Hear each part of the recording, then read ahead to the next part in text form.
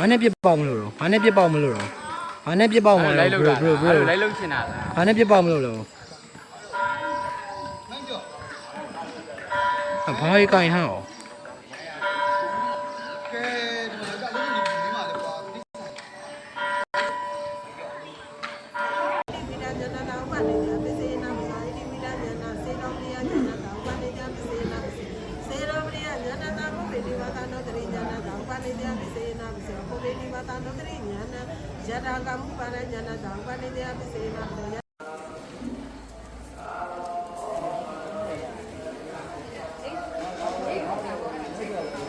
ဟိုပွဲရနေတယ်ပွဲရနေခိုင်းနေတယ်